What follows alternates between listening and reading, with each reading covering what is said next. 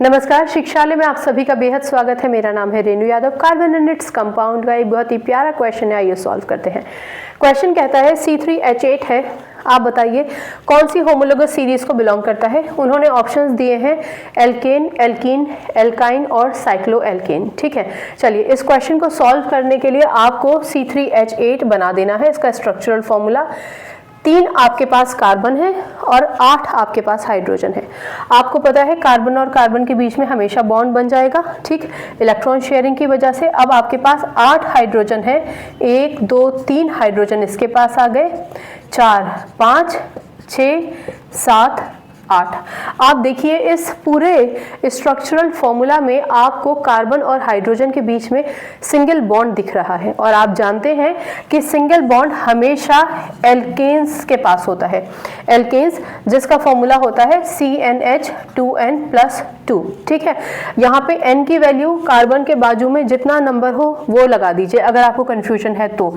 यानी कार्बन के बाजू में यहाँ 3 लिखा था तो आप लिख दीजिए C3H, n की जगह जो भी यहाँ पर वैल्यू लिखी थी वो लिख दीजिए। जैसे n की जगह 3 यहाँ लिखा है तो 2, n की जगह यहाँ पे फिर से 3 लिखिए +2, C3H 2 3 6 +2 यानी कि C3H8। ये आपने पुराने लेक्चर में भी सुना होगा कि एल्केन्स का फॉर्मूला हम कैसे डिराइव करते हैं, राइट।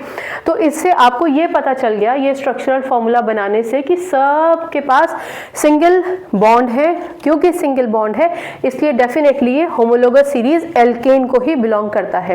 होमोलोगस सीरीज का मतलब है जहां पर हाइड्रोकार्बन्स की ये जो पूरी श्रृंखला होती है, जो सीरीज होती है, उसमें हर एक मेंबर के बीच में CH2 का फर्क होता है, यानी CH2 का फर्क होता है।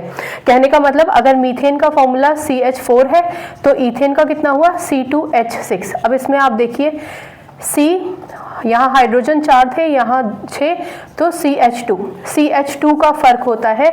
जिस पूरी सीरीज में उसको आप होमोलोगस सीरीज कहते हैं। Homologous series alkane, alkene, alkyne सब के लिए अलग होती है।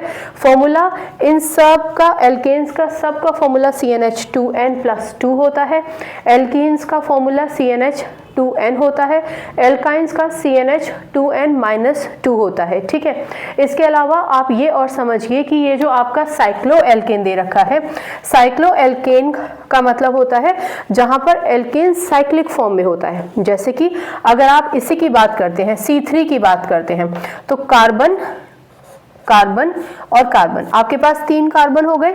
ठीक है, इस कार्बन के पास 2 हाइड्रोजन होंगे, यहाँ 2 हाइड्रोजन होंगे और यहाँ 2 हाइड्रोजन होंगे। तो अब अगर आप इसको टोटल करेंगे तो आपके पास C3 1 2 3 4 5 6 H6 ये फॉर्मूला बन जाएगा। तो ये कहलाया जाएगा आपका साइक्लोप्रोपेन। साइक्लोप्रोपेन क्यों? क्योंकि इसमें 3 कार्बन है।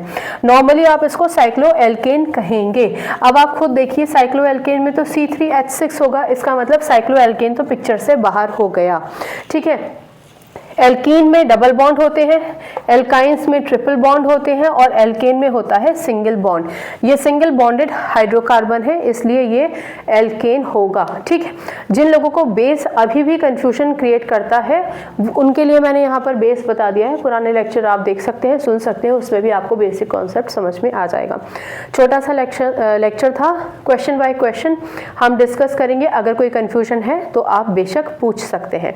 ठीक है, अगर यहाँ पे नंबर्स ऑल्टर करेंगे तो ज़रूरी नहीं है कि हमेशा सिंगल बॉन्ड ही आए, डबल बॉन्ड भी आ जाता है, ट्रिपल बॉन्ड भी आ सकता है। बहुत सिंपल है, डबल बॉन्ड आए सीधे लिख दीजिए एल्कीन, ट्रिपल बॉन्ड आए लिख दीजिए एल्काइंस, सिंगल बॉन्डेड हो लिख दीजिए एल्कीन्स। ठीक है, छोटा सा लेक्चर था, आई होप आपको समझ में आया होगा। कोई कंफ्यूजन है तो पूछ लीजिएगा। बाकी केमिस्ट्री से अपनी केमिस्ट्री अच्छी बनाइए, शिक्षा ले आइए। अगली बार मिलने तक अपना ख्याल रखिए, खुश रहिए, सकारात्मक रहिए, अच्छे से तैयारी कीजिए। आपकी जीत होगी ये विश्वास बनाए रखिए। नमस्कार।